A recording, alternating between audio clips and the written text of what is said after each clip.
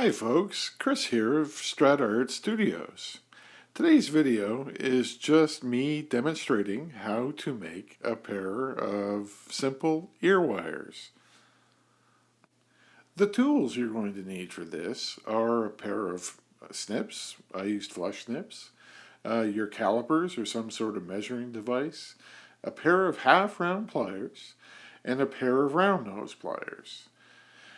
The wire that I'm using for this project is 0.8 millimeter round or 20 gauge half hard sterling silver wire. First off, I measure out the length that I need for the ear wires, and that's typically about 45 mil long or 1.75 inches. Now using the snips, I cut that length of wire, and then using that first wire as my guide and the flat edge of the snips themselves, I line things up, and I can continue to cut the same length of wire that I need. For this video, I'm cutting 2 pairs of wires.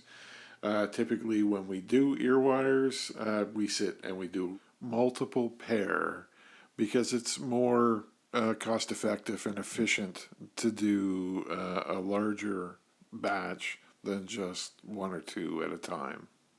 Now I know that I want 1.5 mil loop on the bottom of my ear wire. So using my calipers, I measure the diameter on one of the jaws of the round nose pliers, and then from that point on, I know where I need to grab to get 1.5 mil loop on every wire that I do. I have actually taken a fine saw blade and a jeweler's saw and measured out in 1/2 mil diameter increments down the jaws of my round nose, and made little marks so that when you are doing something and you're trying to be consistent, you have a guideline to go by at different spots on the jaw, so you know where you're working. I have a close-up image of this at the end of the video just so you can see what I mean. Now once I have all of those loops established, I then grab that loop with the tips of the round nose pliers and I bend it back 90 degrees. This is done so that that loop sits central under the earlobe and with the weight of an earring pulls straight down from the ear so that the ear wire has a greater chance of staying in the ear as opposed to pulling forward and out. Now with your half round pliers, with the flat jaw on the loop side of the wire and the curved jaw away from the loop you have, you basically give the loop a little bit of a push to start establishing the curve of the wire, and then simply rocking or walking the jaws and putting some pressure on the wire, you're bending that main loop that would fit through the earlobe, and then as a finishing touch, just giving the end of the wire a little kick out. Now, as you saw in that previous ear wire, if you have a bend that's not quite looking right, if you're a little big or a little small, you can always go back and just by a little bit of tension on the pliers, sliding things back and forth, you can smooth out something that you bent too much or open things up a little bit. This is a good point to say that the diameter of my half round pliers may be slightly different than the diameter of your half round pliers. So your loop may be bigger or smaller than what I'm producing. So I have, over the years, everyone I've ever worked with have basically said, you need to find what works for you. So if you're not getting a loop that's the right size for you here, try bending it around something else. Lorna, for instance, has a pen that's exactly that diameter and makes life easy for her to do it. I like my pliers.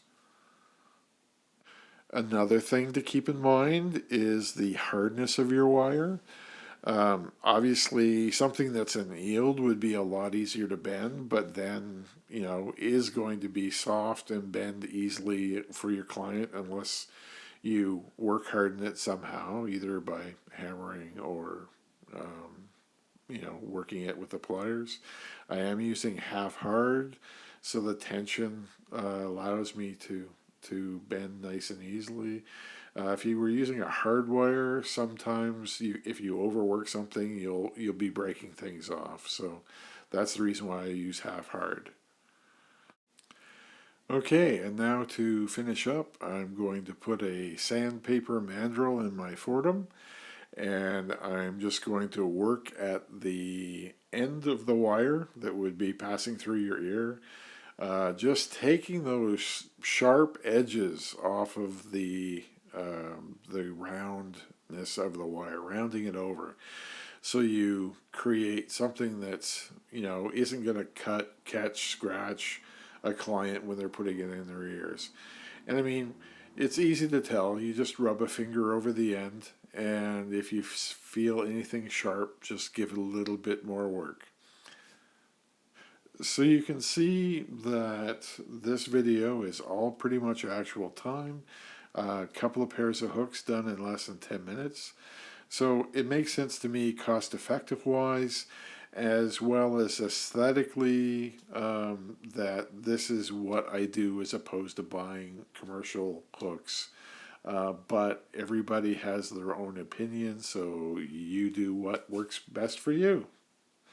So we're just about done here. The only thing that would be left would be to polish them up somehow, whether it's the tumbler or buffs or whatever. So what's left is just the image of my pliers and how I have them marked, the measurements.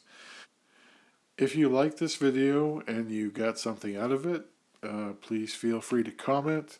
And if you have any questions, I will do my best to try to answer them. Thank you so much for watching.